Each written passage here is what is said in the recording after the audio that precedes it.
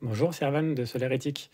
Alors, je vais vous présenter une transformation de résistance de chauffe-eau qui est toujours sur le réseau. On a une installation photovoltaïque en autoconsommation, donc avec un onduleur sur réseau, en autoconsommation totale.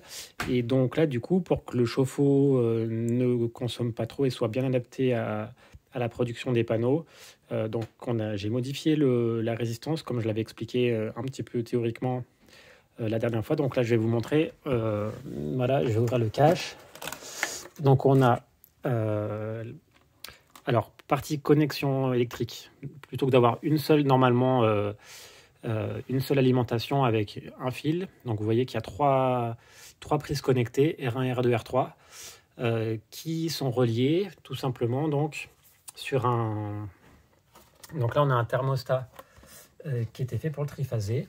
Donc avec les trois phases. Donc chaque phase de chaque prise connectée est reliée ici. Et on voit que sur la résistance ici qui est faite à la base pour le triphasé, donc on a la prise connectée 1 qui va alimenter une résistance, un tiers de la résistance, donc c'est 1000 watts, 3 fois 1000 watts en tout, normalement c'est une résistance de 3 kg quand elle est câblée ensemble. Donc s'il n'y a que R1 qui marche, que la résistance 1 ici, parce que notre installation produit, voilà, on va dire un peu plus d'1 kilowatt de production, donc on n'alimente qu'une seule résistance, ça chauffe pas vite. Si un peu plus tard, autour de, voilà, en général autour de 11 heures, on a plus de 2000 watts, on va alimenter la deuxième résistance, donc la prise connectée, elle fait passer le courant ici, qui alimente une deuxième. Et là, comme c'est une grosse installation, hein, il y a 5 kW crêtes qui sont installées. Donc il y a des moments où on a bien plus que 3 kW. Donc si on n'utilise pas ça pour d'autres appareils dans la maison, alors c'est assez rare, mais on lance la troisième prise connectée. La troisième résistance, le troisième kilowatt va fonctionner pour faire tourner le chauffe-eau. Donc un chauffe-eau de 300 litres et une famille de 5 personnes, ça marche super bien. Voilà. Donc par contre, donc tous les neutres, j'ai laissé les neutres, les plaques en laiton là au milieu, sont les trois ensemble. Et donc on a donc les trois neutres, les trois prises sont ensemble comme ça. Voilà, et les fils de terre bien sûr. Alors il faut faire bien attention que quand on câble ça, les phases soient bien des phases sur la prise qui est ici. Hein. C'est une multiprise spéciale qui est faite, qui vient directement du tableau électrique avec un disjoncteur.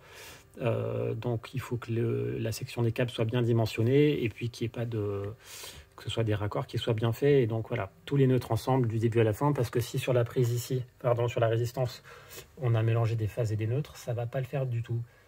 Voilà, donc faut bien faire attention à ça. Donc c'était, voilà, hein, ce chauffe-eau, il était câblé. Donc c'est une résistance qui est faite pour le triphasé, mais qui était câblée monophasé, où les trois phases étaient ensemble. Donc on les a simplement isolés, les trois, comme ça, et on a pu les connecter. Et pareil, le thermostat, c'est un thermostat de récup fait pour le triphasé, puisqu'au départ, il y avait un thermostat monophasé.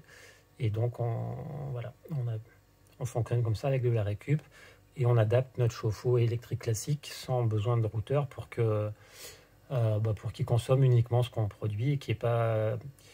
Voilà, qui est pratiquement pas de surplus. Alors il y en a toujours un petit peu hein, par rapport à un routeur qui lui fait tout ce qu'il peut pour au watt près ne pas faire de surplus.